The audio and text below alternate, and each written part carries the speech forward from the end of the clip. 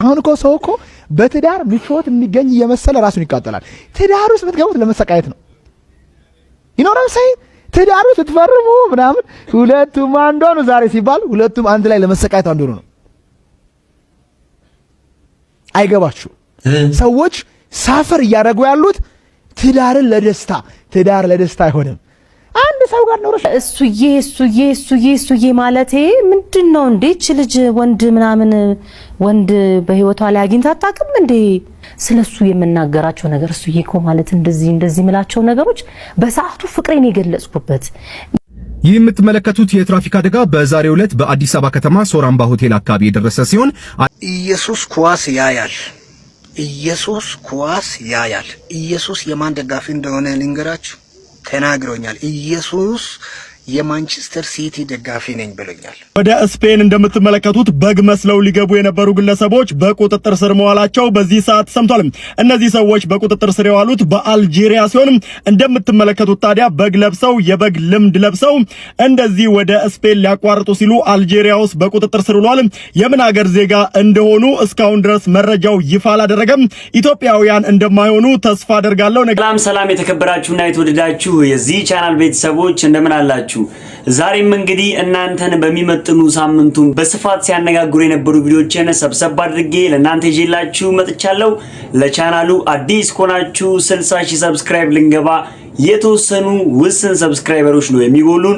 ይሄን ቪዲዮ ሰብስክራይብ ሳታደርጉ እየተመለከታችሁ የምትገኙ የኔ ቤተሰቦች ካላችሁ ሰብስክራይብ ያደረጋችሁ ይሄንን ፋሚሊ መቀላቀል እንዳትረሱ። ቪዲዮ እንደምትወዱት ስለማልጠራጠር ላይክ አድርጋችሁ መጀመር እንዳትረሱ። ሐሳብ አስተያየታችሁን ወንድማዊ ምክራችሁን በሙሉ የቪዲዮ አቀራረብ ላይ ደግሞ ያላችሁን ወንድማዊ ምክር ኮሜንት ላይ ጻፍ እንድታደርጉልኝ እፈልጋለሁ። ይሄ ጨመር ይሄ ቀነስ የምትሉትን የእናንተን ሐሳብ አስተያየት ኮሜንት ላይ ጻፍ አድርጉልኝ። ወደ ቪዲዮ ከትውልድ ወደ ትውልድ የሚተላለፍ ቅርስ። እዚህ ያለው ኑሮ ፍጹም የተለየ ነው። እርሶንና ቤተሰቦን ፈገግ የሚያደርግ አዲስ ማህበረሰብ። ልጆቹ በበቂ መጫወቻ ስፍራ ደስታቸውን ሲያገኙ፣ እርሶን በመዋኛ ቦታ ዘና ይበሉ። ለየት ላሉ ዝግጅቶች ሰፊ የጋራ መገልገያዎች አሉን። ከባለ 2 መኝታ ጀምሮ ተጨማሪ የሰራተኛ ክፍልን ያካተቱ ከሰው መጨናነቅ ነፃ የሆኑ እያንዳንዱ ህንጻዎች 5 ሊፍቶች የተገጠሙላቸው። የውሃና የኤሌክትሪክ መቆራረጥን ዛሬውን ይርሱት። ከርሰ ምድር ውሃና ጄነሬተር የተካተተላቸው። ሌላው አስደሳች ነገር የመኪና ማቆሚያ በነፃ ነው። የቤት ባለቤት መሆን ቀላል ሆነ። ከ10% ቅድመ ክፍያ ጀምሮ 40% እስኪረከቡ ድረስ በ3 ዓመት የሚከፍሉበት፣ ቀሪውን 60% የባንክ ብድር አመቻችተን እስከ 25 ዓመት ቀስ ብለው የሚከፍሉት። ከ59 ካሬ እስከ 295 ካሬ ድረስ እንዲሁም ባወጣናቸው ውስን የንግድ ቦታዎች ላይ ከ27 ካሬ ጀምሮ እስከ 150 ካሬ ድረስ በመግዛት መኖሪያውንና የሥራ ቦታውን በአንድ ቦታ ማድረግ ይችላሉ። እርሶ ሱቆን ብቻ ይረከቡን፣ ገበያውን እኛ አዘጋጅተናል። ወደ ለቡ መብራት ኃይል ይምጡ። የትውልድ ቦታውን ሳይሆን የህይወት ቦታውን ዛሬውኑ በ0957 776424 ላይ ይደውሉና ቤተሰብ ይሁኑ። ኢየሱስ ኳስ ያያል። ኢየሱስ የማን ደጋፊ እንደሆነ ልንገራችሁ። ተናግሮኛል። ኢየሱስ የማንቸስተር ሲቲ ደጋፊ ነኝ ብሎኛል። አይናለም ነጉድሽን ይልኝ ማይብ ድፍረቱ አንገት አለመድፋቱ አለች ጣጣዬ። እውነቷን እኮ ነው። ጭራሽ ብለብለ ፈጣሪን የቆሎ ጓደኛ ረከው ሜዳ አስገብተው እኮ ማጫወት ነው የቀረ። ኧረ እባካችሁ ተረጋጉ። ምን ነው ባይቆላን? እንደዚህ እምነት ላይ የሚቀልዱ ሰዎችን መንግስት አይበልልን፣ አለበለዚያ እኔ ራሴ ወስጄ ሮቷን ጠለጥልባለሁ። ፍሬ ደግሞ ይችላል። አይምሮ እንደዚህ አይነት እንቶ ፈንቶ ነገር ከቻለ ፍሬም ይችላል። ለነገሩ እንደዚህ አይነት ሰዎች ፍሬያቸው ትልልቅ ነው ይባላል እንደ ጥናቱ ከሆነ። ፍሬው አንጠለጥልብሃለሁ። እንዲህ ሽጓሽዌ ነው የምትጫወተው። ጠብቅ። ፈጣሪ እኮ በመልካም ሰዎች እንደሚመረን ሁሉ በአንተ ምክንያት ማት ልታዘንብብን እኮ ነው። ከዚህ ቀደም ባዝሊንና ሳር ስትበላ ራስን ነው የምትጎዳው ብለን ዝም አለን። ጭራሽ እንደዚህ አይነት ሲትሪክ አሲድ የሆነ ንግግርን እያመጣ እዚህ የምትደፋው። ኧረ አንድ በሉ ተረባካችሁ እንዴ! ያደለው በዚህ ሰዓት በርከክ ብሎ የሚመጣብን ማት ማረን ብሎ ይጸልያል። እናንተ አይነቱ ቁጭ ብሎ ማት ያመጣብናል። እኔ ልነግራችሁ የምፈልገው ነገር ቢኖር ይሄ ሰውዬ የትኛውንም እምነት እንደማይወክል ነው። ይሄ እኮ ነው ሃይማኖት ከሃይማኖት ዘር ከዘር ጋር የሚያጋጨው። አይወክላችሁ እንቁል ቢቢጣ ያደርጋችሁ። ሌላው ደግሞ እንግዲህ ባሳለፍነው ሳምንት ያዟል ከባድ ሆነ ትችትን እየደረሰበት ይገኛል። ማህበረሰቡን የማይመጥን ቅርበዋል በማለት እንግዲህ የተለያዩ ሰዎች የራሳቸውን ሐሳብ አስተያየት ሲያስቀምጡ ነበረ። ከዚሁ ጋር ተያይዞ ደግሞ ሰመረ ባሪያው በተናገረው ንግግር ላይ የሰጠው መልስ አለ። ትክክል ነው ብዬ ስላሰብኩኝ ይዤላችሁ መጥቻለሁ። ቪዲዮ እንመልከትና ሐሳብ አስተያየት እንለውጥ። አሁን እኮ ሰው እኮ በትዳር ምቾት የሚገኝ እየመሰለ ራሱን ይቃጠላል። ትዳር ውስጥ ብትገቡት ለመሰቃየት ነው ይኖራል። ትዳር ውስጥ ትፈርሙ ምናምን ሁለቱም አንድ ሆኑ ዛሬ ሲባል ሁለቱም አንድ ላይ ለመሰቃየት አንድ ሆኑ ነው። አይገባችሁ? ሰዎች ሳፈር እያደረጉ ያሉት ትዳርን ለደስታ ትዳር ለደስታ አይሆንም። አንድ ሰው ጋር ኖረሽ እንዴት ነው የምትደሰችው? ጥሩ ነው። አይ ሚን ያንሰናል፣ እንደኛ መተኛት ያንሰናል። አሁን የተነገረው ነገር ሳምሃው ፐርሰናል እንዳይመስልብኝ ነገሩና ባለፈውም ከዚህ ሰው ጋር በተያያዘ የሆነ ነገር ስላልኩኝ ፐርሰናል አሁንም ፐርሰናሊ እንዳትወስዱት። ዞሮ ዞሮ ግን ታናናሽ ወንድሞቼ፣ እህቶቼ፣ ልጆቼ ኢንፍሉዌንስ እስከሚያደርግ ድረስ በጣም ፐርሰናል ነገር ነው። እንኳን መልእክት ቀርቶ አይደለም ቀርቶ ይሄ ያነጋገር ለዛ በጣም ኦፌንሲቭ የሆነ አነጋገር ለዛ ራሱ ልጆቼን እንደው ቢለምዱት እጸጸታለሁ። የመጨረሻ ብዙ ዓመት ለፍቼ እንደከሰርኩ ነው የምቆጥረው። ምን ማለት ነው ይሄ አሁን የተናገርከው ነገር ራሱ ምን ማለት ነው? እኔ አንዳንዴ የሚገባችሁ አይመስልኝም። እርግጥ ይበለን ያስብላል። እኔ በአንተ አልፈርድም። አንተ ምንም አላጠፋህም። ምክንያቱም አንተን ከፍለው በጣም እጅግ ብዙ ብር ከፍለው ለማየት የሚሰለፉ ሰዎች አሉ። በእነሱ አዝናለሁ። 100 ብር የሚያክል ገንዘብ ከፍለው የሚሰለፉ አሉ። በጣም ለአንተ ንግግር 100 ብር በጣም ሚሊዮን ማለት ነው። አሚን በነፃ ውድ ነው ንግግሩ። ሁለተኛ ደረጃ ይህንን ንግግር ሰምቶ እንዳልሰማ የሚያልፍ ያርግለት ይሁንለት በሚል ሰው በጣም አዝናለሁ። ሶስተኛ እዚህ ሀገር ውስጥ ትውልድን እንደዚህ የሚያቀጭጭና እንደ ልቡ በረሮ ያለበት ሰው በሙሉ እየተነሳ ሲናገር ዝም በሚል መንግስት በጣም አዝናለሁ። አንድ የመንግስት ባለስልጣን ቢነካ ይሄኔ የተለያየ አይነት በቃ ማስጠንቀቂያ እናንተን ይጎርፍ ነበር ወይ የመንግስት ነገር ቢተች ትውልድ እንደዚህ ከሚንኮላሽ መንግስት ሺህ ዘመን ቢተች ይሻላል። ይሄን ነው። ሶስተኛ ደረጃ ይሄንን አይነት ኮንተንት በመንግስት ብሮድካስት ባለስልጣን ተፈቅዶለት ህጋዊ የሆነ ሚዲያ ገና ለገና የአየር ሰዓቱን ስለሞላለት ብቻ ፈቅዶ ለኢትዮጵያ ህዝብ በጠዋቱ ለዚህ ሁሉ ሚሊዮን ህዝብ ብሮድካስት ሲያደርግ ሳይ በጣም አዝናለሁ። ባለፈው በሬዲዮ እየሰማው ነበር። የሆነ ሀገር ውስጥ እየኖርኩኝ ምግብ እየሰራው ጠዋት ኳስ ደግፍ ነበር። የምደግፈው ቡድን ሲጫወት ምግቤን ጥዬ እጄ ኳሱ ላይ ምግቤ ስላረረብኝ ምናምን ካልክ በኋላ ኳስ ማለት የመጨረሻ ትውልድን የሚቀጭ ነገር እንደሆነ አድርገህ እግር ኳስን ስታወቅ ሰማው። ያንተ ሽሮ ወጥ ስላረረ ማህበረሰብን ጠንቅ ነው ኳስ አልክ። ልክ ሽሮ ወጡ ለማህበረሰብ የሰራው ነው ይመስለው። ማህበረሰብ ወጥ የተደፋበት በቃ ራቱ የተደፋበት አስመስልከው ማህበረሰብን። እኔ አይ ፊል ሶሪ በጣም ነው የማዝነው። በነገራችን ላይ እጅግ በጣም አዝናለሁ። ደግሞ አይገባችሁም አልክ እኮ ማለት ምንድን ነው የሚገባን? አሁን ከተናገርከው ይሄን ንግግር ሙሉውን አይቼዋለሁ። አሁን ጀሌዎቹ ራሱ የዚህ አይነት ንግግር አጃቢዎች እሱ ያለው አልገባህም ምናምን ትሉኛላችሁ። በጣም የሚገርመው ነገር እብድኛ አይገባኝም። በነገራችን ላይ አማርኛ እችላለሁ፣ እንግሊዝኛ እችላለሁ፣ የተለያየ ቋንቋዎች እችላለሁ። እብድኛ እኔ ተናግሬ ማላውቀውን አይገባኝም። ሲጀመር አታሽሙኑት።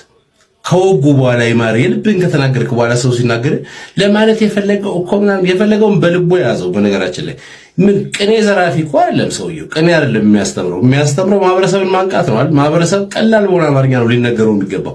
ቅኔ ትምህርት ቤት ነው ውስጥ ሚስጥር ያለው ቃል የምትናገረው። የተናገረው ክሊር ነው፣ በጣም ክሊር። በቃ ከአንድ ሰው ጋር ሆነሽ ደስተኛ አትሆኝም፣ ትዳር የሚሆን ነገር አይደለም። ስለዚህ 10 ሰው የሚያዥ ወይ ትዳር አታገቢ ነው ፖይንቱ። ገብቶኛል።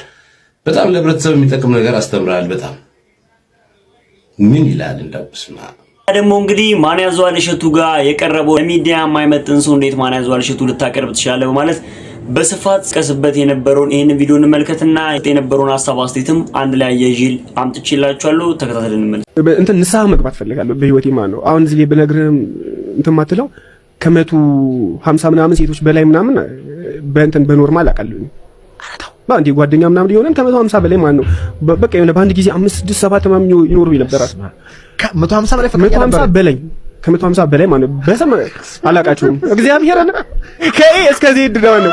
የሆነ ሰዓት ቁጭ ብዬ የእውነት የሆነ ሰዓት ቁጭ ብዬ ቁጭ ብዬ የሆነ ሰዓት ላይ ማን ነው ለማስታወስ ሞክራለሁ እንትን እያለሁኝ እንትና አያውቁም ሙስሊም ክርስቲያን ጴንጤ ምናምን ከሃይማኖት የቀረኝ የለም፣ ከዘር የቀረኝ የለም። ኦሮሞ፣ ትግሬ፣ ሶማሌ ከማሊ ሁላ አልቀረኝም። ማሊ የሚባል ብሔር አለ። የሆነ ሰዓት ሴተኛ ዳሪ ሁላ እንትን እል ነበር። እነሱም በቆጥረለ ወደ 2000 ምናምን ይሄዳሉ።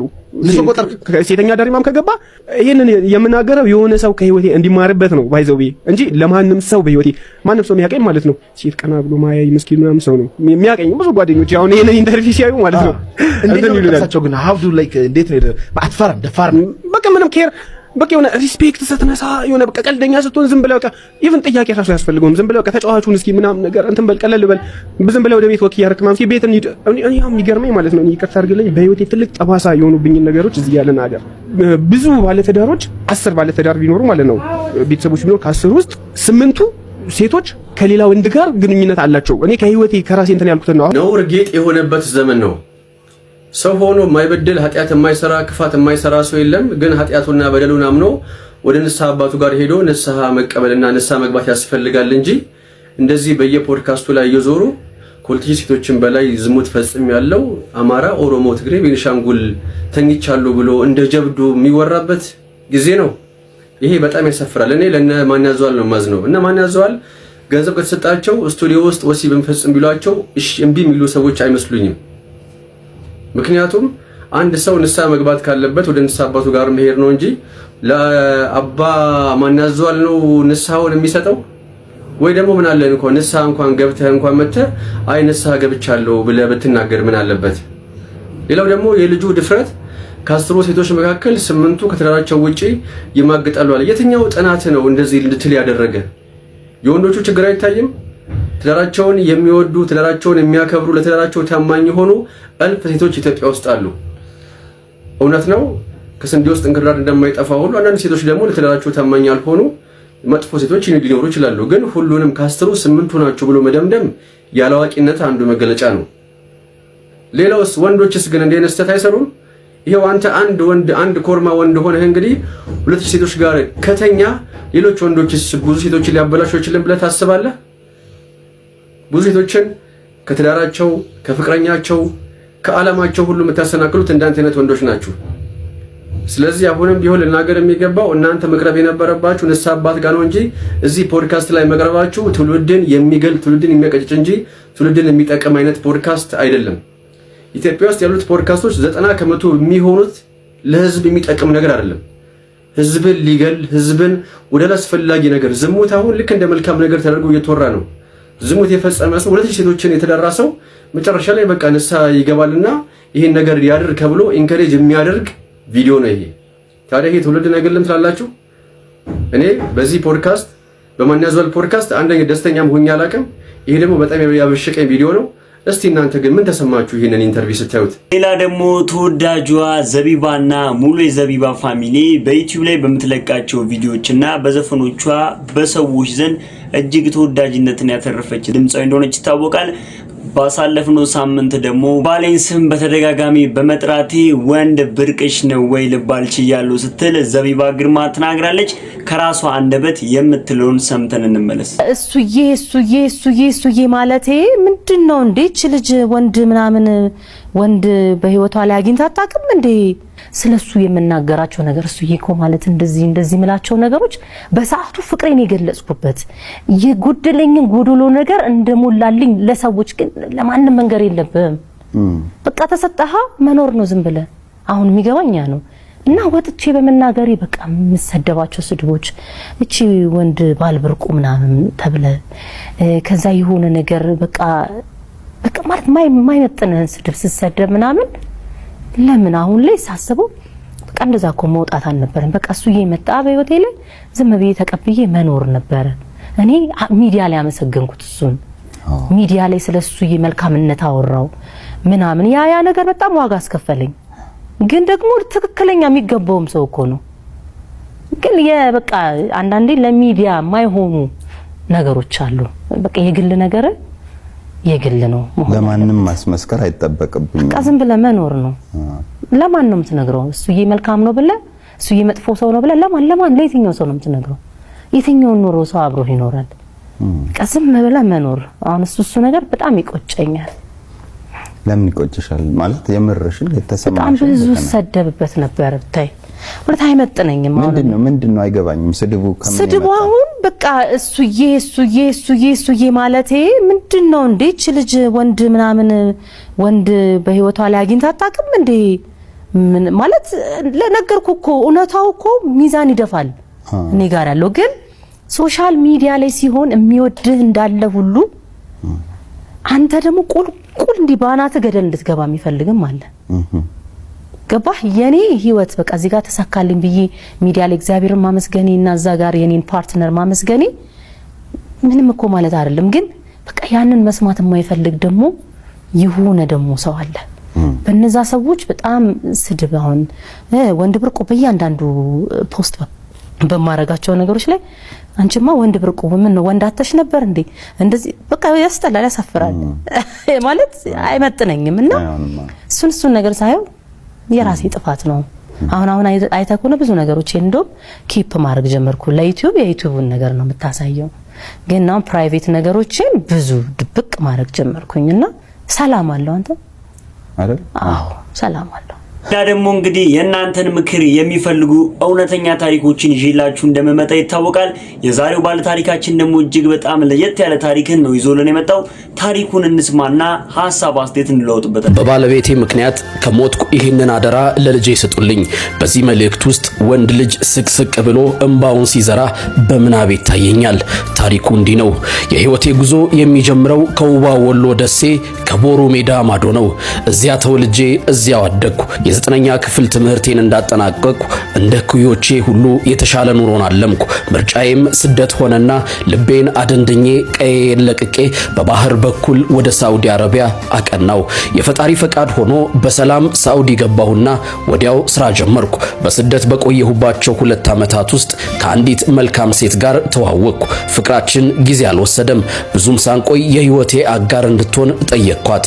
እሷም ያለማቅማማት ፈቃዷን ሰጠችኝ። በ2006 ዓመተ ምህረት በጋብቻ ተሳሰርን። ፍቅራችን ለየት ያለ ነበር። እኔ ያለሷ እሷም ያለኔ አንድ ጉርሻ መብላት እንኳ እስኪ ከብደን ድረስ በጥልቅ እንዋደድ ነበር። የፍቅራችን ጽናትም ፍሬ አፍርቶ በ2010 ዓመተ ምህረት አንዲት ውብ ሴት ልጅ ፈጣሪ ሰጠን። ልጃችን የፍቅራችን ማሳያ፣ የቤታችን ብርሃን ሆነች። መምጣቷ ፍቅራችንን ከነበረው በላይ አጠነከረው እንጂ አላቀዘቀዘውም። ነገር ግን ከዚህ በኋላ የህይወቴ ምዕራፍ ሌላ መልክ ያዘ። እኔ በህገ ወጥ መንገድ ነበር የምኖረውና በ2013 ዓመተ ምህረት በሳውዲ ወታደሮች ተይዤ እስር ቤት ገባው።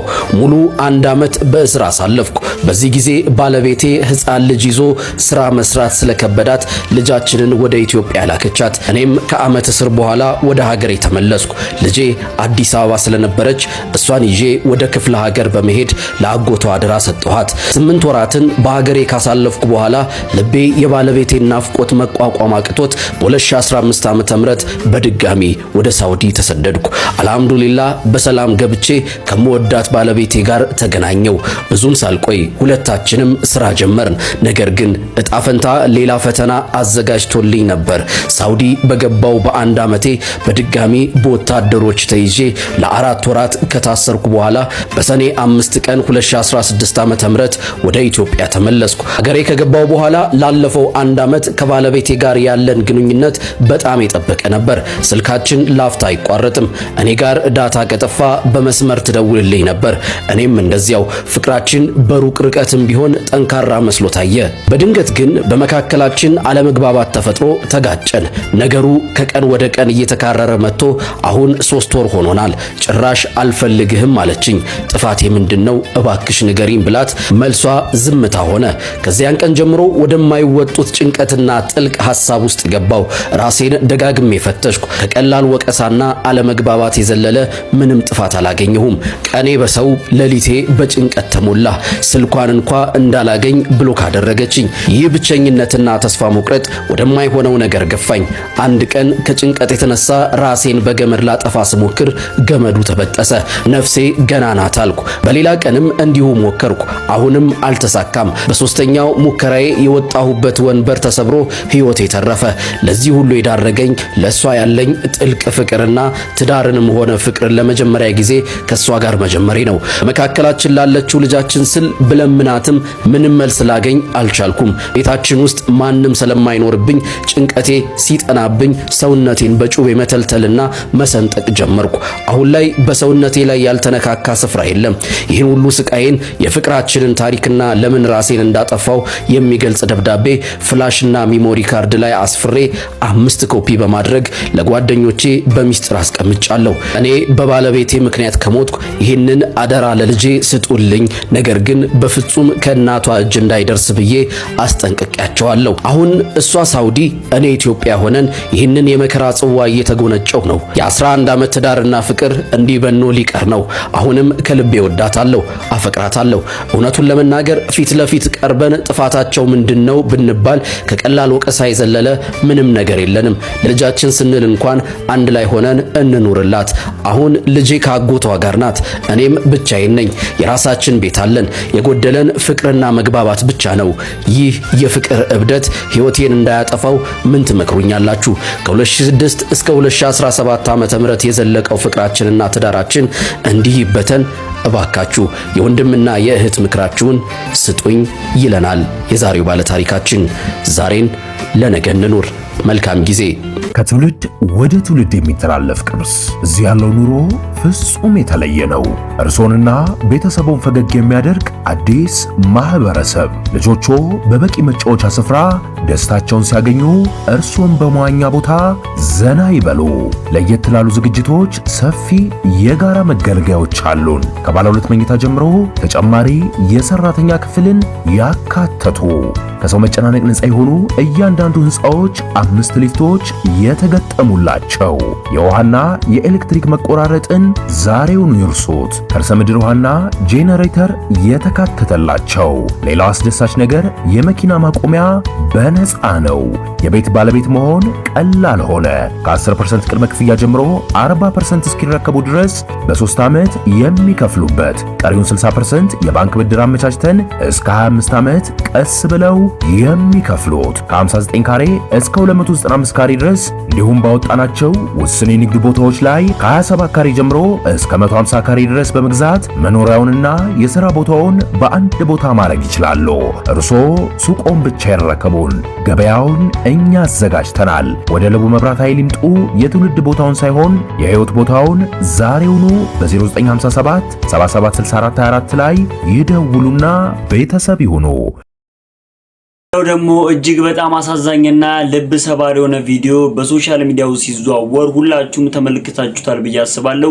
እጅግ በጣም አስደንጋጭ የሆነ የመኪና አደጋ ተፈጥሯል። እሱ ምንድነው የሚለው እንመልከትና እጅግ አሳዛኝና ልብ የሚሰብር ዜና ተሰምቷል። ከ40 በላይ የኡምራ ተጓዦች ህይወት ማለፉ ተሰምቷል። በመካና መዲና አውራ ጎዳና ላይ እንግዲህ በደረሰ አሰቃቂ አደጋ የ42 ኡምራ ተጓዦች ህይወት ማለፉ ተሰምቷል። ሌሊት እንግዲህ ኡምራ ተጓዦችን የጫነው አውቶቡስ ከነዳጅ ጫኝ ታንከር ጋር በመጋጨቱ በታንከሩ ውስጥ ባለው ነዳጅ ምክንያት አውቶቡሱ በእሳት ሙሉ በሙሉ መቃጠሉ የተነገረ ሲሆን በአደጋው ጊዜ አብዛኛው መንገደኞች አንቀላፍተው ስለነበር ከሞት መትረፍ እንዳልቻሉና በአውቶቡሱ ውስጥ እንግዲህ ከነበሩ ሰዎች ሁሉ አንድ ሰው ብቻ በህይወት ተርፎ ጉዳቱ ከባድ መሆኑ ተገልጿል። ከዚህ አደጋ በኋላ እንግዲህ እጅግ በርካቶች ሀዘናቸው እየገለጹ ይገኛሉ። ቤተሰቦች ለዛሬ ጀላችሁ የመጣሁት የተመረጡ ቪዲዮዎች እነዚህን ይመስሉ ነበረ። እንደወደዳችኋቸው አልጠራጠርም። ቪዲዮን ላይክ ሳታደርጉ የጀመራችሁ ላይክ ማድረግ እንዳይረሳ።